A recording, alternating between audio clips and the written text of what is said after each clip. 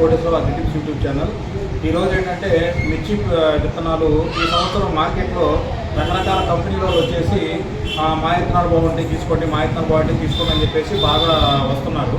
అయితే గత సంవత్సరం మనం అబ్జర్వేషన్ చేసిన దాంట్లో నెంబర్ 1 వెరైటీలు ఏమున్నాయంటే తేజ రకాల్లో వచ్చేటప్పటికి భద్రాచలం 2222 అనే వెరైటీ ఒకటి ఉంది. ఇది మయూరి సీడ్ వాళ్ళది. ఇది భద్రాచలం 2222.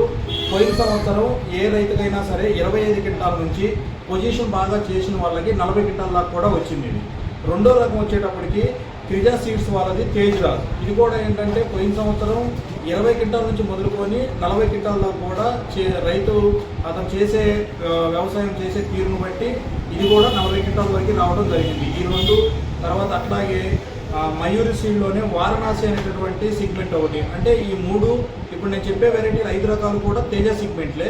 ఇందులో వారణాసి కూడా 40 క్వింటాల్ ఈల్డింగ్ లాస్ట్ ఇయర్ అంత ప్రతికూల వాతావరణంలో కూడా ఇట్లాంటి దిగుబడులు మనం ఈ విత్తనాల్లో తీయడం జరిగింది. అట్లాగే ఇందులో కర్ణా 4444 ఇది కూడా తేజ సిగ్మెంట్లోనే వస్తుంది. ఇది కూడా మనకి ఎకరానికి 25 నుంచి 40 క్వింటాల వరకు కూడా రావడం జరిగింది. ఇవన్నీ కూడా మనం స్టార్టింగ్ నుంచి ఎండింగ్ వరకు, అంటే ఫస్ట్ కోత మిర్చి వేసిన దగ్గర నుంచి చివరి వరకు అతను 3వ కోత సైజుతో సహా మొత్తం అబ్జర్వేషన్ చేసుకొని మీకు చెప్పడం జరుగుతుంది. అట్లాగే ఇంకోటి ఇందులో మనకు వచ్చేటప్పటికి వారణాసి.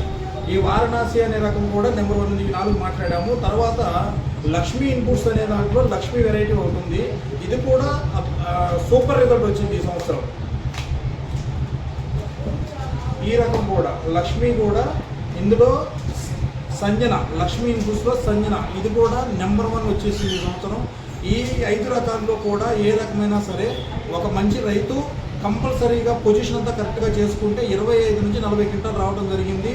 ఫస్ట్ కోతకాయ ఏదైతే సైజు ఉంటుందో 3వ కోత కూడా సేమ్ అవే సైజు వచ్చినాయి ఈ 5 రకాలు.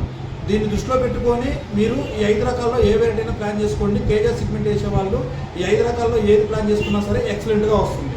Thank you.